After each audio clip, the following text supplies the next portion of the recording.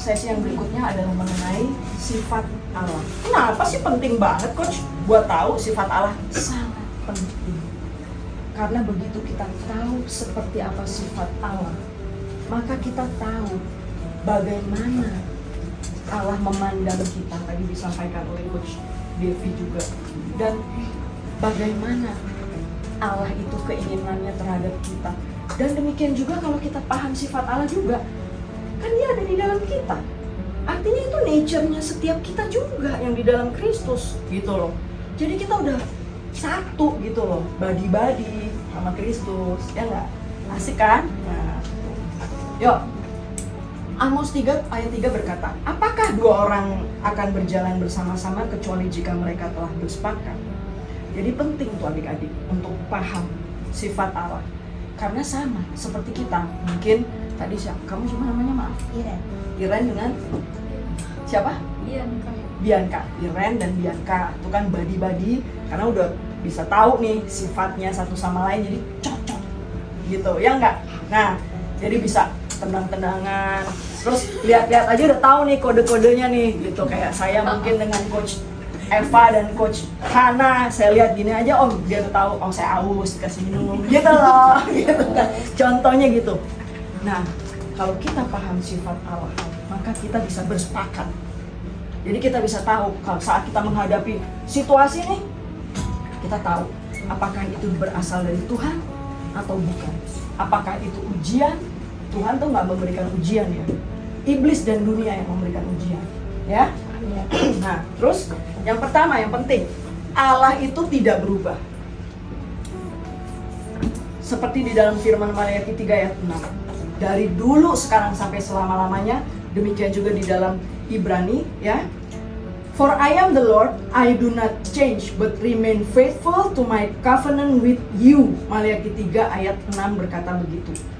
Allah tidak berubah, tetap setia terhadap perjanjiannya dengan setiap kita. Jadi kita tuh memiliki covenant dengan Kristus, ya. Nah, Ibrani 13 ayat 8, Kristus tetap sama, konsisten. Dulu, sekarang, sampai selama-lamanya. Apa? Sifat dan karakternya. Apa sih sifat dan karakternya? Tidak berubah, kasih. Itu dulu, ya. Sifat dan karakternya, kemudian apa? Tujuannya, janji-janjinya. Makanya dikatakan janjinya ya dan amin, ya. Jadi kalau kita udah tahu janjinya ya dan amin, kalau kita baca mengenai masa depan kita, mengenai kuasa yang diberikan oleh Tuhan kepada kita yang ada di dalam kita, ya dan amin, maka terus kita harus murung nggak? Perlu murung nggak? Ya nggak? Perlu galau nggak sih? Nggak. Kita udah tahu. Kenapa? Faith work by love. Faith work by love. Kasih itu, kasihnya siapa? Kasihnya Tuhan kepada kita, bukan kasihnya kita kepada Tuhan. Kasih itu adalah kasih setia, faithfulness.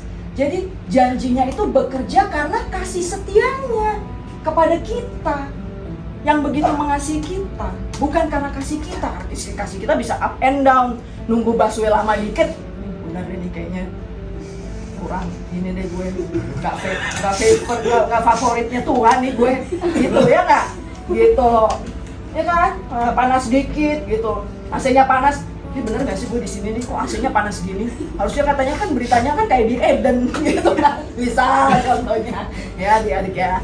Nah, coba, dan Yakobus 1 ayat 17, setiap pemberian yang baik dan anugerah yang sempurna datang dari atas. Hadiah. Jadi anugerah itu adalah hadiah dari Bapa, tidak berubah. Semua yang baik dari Tuhan, yang buruk dari iblis, tidak berubah. Ya, Yohanes 10 ayat 10 berkata apa? Dia datang supaya kita memiliki hidup dan miliknya dalam segala kelimpahan. Enggak seperti iblis yang datang hanya untuk mencuri, membunuh dan membinasakan. Jadi ingat itu ya, bertentangan kan. Jadi sakit penyakit itu bukan hadiah. Ya nggak mungkin kan kita memberikan hadiah berupa sakit penyakit. Nah, apalagi Tuhan, adik-adik ya. Slide berikutnya. Betapa kayanya kemuliaan bagian yang ditentukannya bagi orang-orang kudus. Nih, El Shaddai itu adalah sifatnya dan namanya Tuhan. Allah yang mencukupi semua kebutuhan anaknya. Itu ada di dalam setiap kita, adik-adik. Kemudian apa? Jehovah Sidkenu. Nomor 1 ini dulu. Tuhan kebenaran diri kita. Itu ada di dalam kita. Tuhan kebenaran diri kita itu ada di dalam kita. Kita diberikan kebenaran dirinya Kristus sendiri. 2 Korintus 5 ayat 20. Dia terima dosa kita terima kebenaran dirinya. Jehovah Sidkenu ada di dalam diri kita. Jadi kalau kita diingatkan oleh iblis melalui perkataannya, lu kan tadi malam mabok lo, Coach Herman nggak tahu kan, lu pergi diam-diam lo.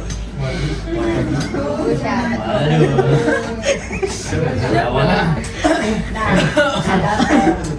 udah minta ampun supaya hati kita tujuannya tidak menuduh kita dan gak ada celah bagi iblis untuk bekerja di dalam hidup kita.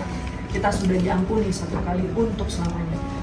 Iblis kamu diam, saya udah diampuni, saya sudah bertobat, saya mengalami pertobatan sejati. Kamu diam. Nah, kalau kita udah melakukan salah, jangan berbuat lagi. Kita melupakan apa yang di belakang kita, mengarahkan diri kepada apa yang ada di depan kita. Fokus kepada hari depan, bukan yang di belakang lagi. Bahkan 1 detik kalau kita berbuat salah, kita marah kepada orang lain, kita bilang, Tuhan, saya minta ampun, saya sudah menuruti kedagingan saya yang terbatas. Saya marah sama dia, saya sudah mengampuni dia, saya juga minta ampun. Saya adalah kasih, sukacita, damai sejahtera. Sebutin tuh semua tuh baru. Itu adalah diri saya. Gitu, ya. Sekarang saya melangkah, gitu. Oke? Nah, kemudian ini Jehovah Refeka, Tuhan yang menyembuhkan. Itu ada di dalam kita. Tadi perintahnya Kristus, ingat firman sebelumnya Matius, kamu akan menumpangkan tangan dan menyembuhkan orang. Orang mati dibangkitkan melalui kita. Apalagi kita, adik-adik. 1 Korintus 12 itu dikatakan urapan di situ, urapan kesembuhan itu ada di dalam kita. Jadi kalau saya tadi sebelum berangkat ke sini ya, saya tuh sakit dada. Saya ketawa itu pekerjaan iblis. Sakit penyakit bukan dari Tuhan. Kita sudah punya kepenuhan Kristus itu. Kolose 2 ayat 9 dan 10. Di dalam dia berdiam secara jasmani yang seluruh kepenuhan kalahan. Kita sudah dipenuhi di dalam dia. Kepenuhan itu apa? Semua hikmatnya, buah rohnya, ya kan? Kesembuhannya, kesehatan ilahi dia udah gantiin kita di kayu salib. 1 Petrus 2 ayat 24. Bukan saja dia menebus kita dari kutuk sehingga kita terima pengampunan. Oleh bilur-bilurnya kita sudah sembuh. Saya doa sepakat dengan Coach Han. Kita doa sepakat. Dalam nama Yesus, perintahin sakit penyakit pergi. Udah, jalan lagi tetap melayani. Itu pekerjaan iblis, kita tahu, yang mau mencoba menghalangi supaya saya nggak ada di sini hari ini. Gitu adik-adik. Jadi kita sudah punya lebih dari cukup kuasa itu, segala berkat rohani itu, kebutuhan itu untuk kita hidup di dunia ini. Makanya penting untuk tahu bagaimana, apa identitas kita di dalam Kristus, sehingga pada saat kita menghadap iblis, kita tahu iblis tuh udah kalah. Kolose 2. Nah, kalau sampai kita bisa kalah sama iblis, itu bukan salahnya Tuhan, tapi salah siapa? Salah kita. Itu adalah pilihan kita. Sekarang kita buka Kolose 3 dulu.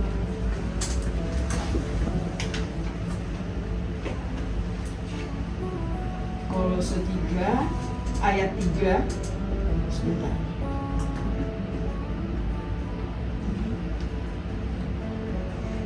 Nih. Ayat 3. Apa? Ya, Kolose 3 ayat 3. Sebab kamu telah mati dan hidupmu tersembunyi bersama dengan Kristus di dalam Allah. Jadi hidup kita itu sudah tersembunyi bersama dengan Kristus di dalam Allah. Kalau kita kena masalah, artinya kita sendiri yang keluar dari perlindungannya Tuhan itu. Mazmur 91 berkata, orang yang duduk di dalam lindungan yang maha tinggi. Siapa maha tinggi? Kristus. Dan bermalam di dalam naungan yang maha kuasa. Siapa yang maha kuasa? Kristus. Kita ada di bawah, di dalam lindungan itu. Kalau kita ada masalah, artinya ada dari kita sendiri yang salah, melakukan kesalahan, tidak menggunakan otoritas, tidak dengar-dengaran, ada di tempat yang salah karena kita nggak ikut pimpinannya. Itu tapi kabar baiknya, 7 kali orang benar jatuh selalu bangkit kembali. Ya, slide berikutnya. Allah yang menghapus dosa dunia. Inilah Tuhan tujuannya. Tuhan Yesus, Lukas 19 ayat 10 berkata, anak manusia, Yesus datang untuk, tadi sudah di awal sudah saya sampaikan, mencari dan menyelamatkan orang yang hilang, orang-orang yang berdosa, orang-orang yang dikuasai dosa, orang-orang yang mengalami keterikatan.